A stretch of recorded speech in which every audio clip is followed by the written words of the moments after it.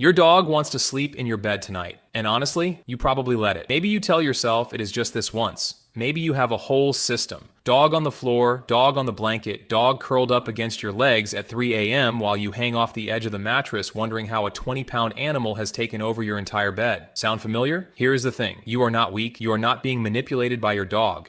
You are doing something your ancestors did for thousands of years, something so old it is basically written into your DNA. Ancient humans did not just sleep near their dogs. They needed to, desperately. And the reason why is one of the most interesting things about the entire history of humans and dogs. Let's go back, way back. About 15,000 years ago, maybe even earlier, something happened that scientists still argue about today. A wolf walked toward a human instead of away from one. Nobody knows exactly how it started. Maybe a wolf followed a hunting group and ate the scraps they left behind. Maybe a human found a wolf pup and brought it back to camp. Maybe it was slow and gradual over hundreds of generations. But at some point, wolves stopped being something to fear and started becoming something else. The friendliest wolves, the ones least scared of humans, survived better near human camps. They got food, they got protection, and over time, generation by generation, those friendly wolves became something new. They became dogs. And the moment that happened, humans grabbed them and did not let go.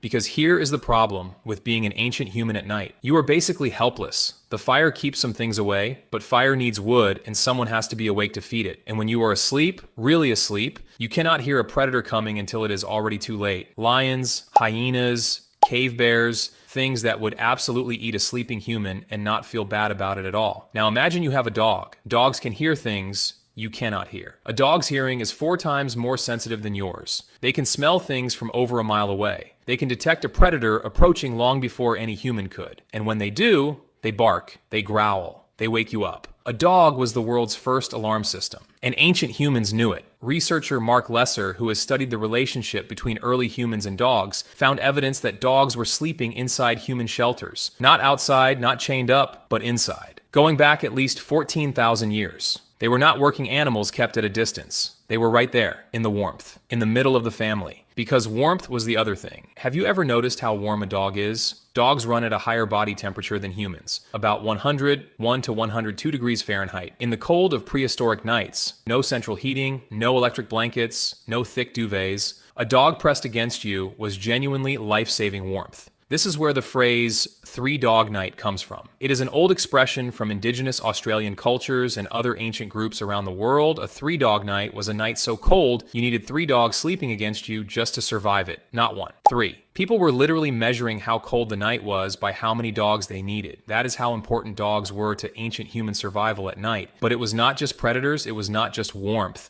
It was something else that almost nobody talks about. It was loneliness. Ancient humans lived in groups, but groups were small, maybe 15 to 50 people, and not everyone survived. Disease, injury, hunger, the people around you could disappear quickly. A dog was one of the most consistent companions a human could have. It was always there, every morning, every night, wagging, present. Anthropologist Pat Shipman, who spent years studying the relationship between humans and animals throughout history, argues that the bond with dogs was one of the most significant relationships in all of human evolution. Not just practically, emotionally. Humans who had dogs were calmer, less stressed, more likely to survive hard times.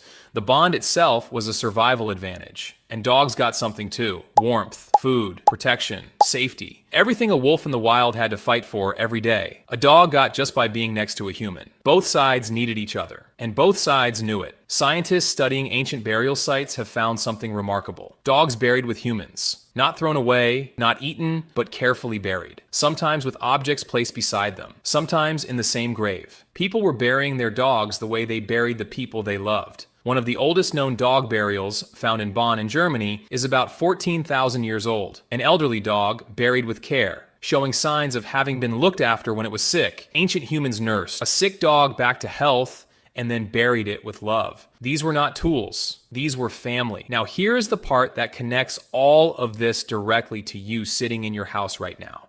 The reason your dog wants to be near you, the reason it follows you from room to room, the reason it wants to sleep on your bed, the reason it gets anxious when you leave is because dogs evolved to need human proximity the same way humans evolved to need dogs. 15,000 years of sleeping next to each other does something to a species. Dogs are literally the only animal on Earth that can read human facial expressions. The only one. They can look at your face and know if you are happy or sad or scared.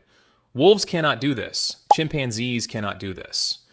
Your dog is doing something no other animal can do because it evolved specifically to understand you, and you evolve to feel safe when it is near. That warm, heavy feeling when your dog leans against you. That calm that comes over you when it curls up at your feet. That is not weakness. That is 15,000 years of partnership speaking directly to your nervous system. When your dog looks at you, really looks at you, both of you release oxytocin, the bonding hormone. The same one released between parents and children, between best friends, between people who love each other. Your dog is not just your pet, it is your family, and it has been since before history began. So tonight, when it presses its nose against your bedroom door, when it gives you that look that somehow says please and I love you, and also I will absolutely not be ignored, let it in. You have been letting each other in for 15,000 years. One more night is not going to hurt.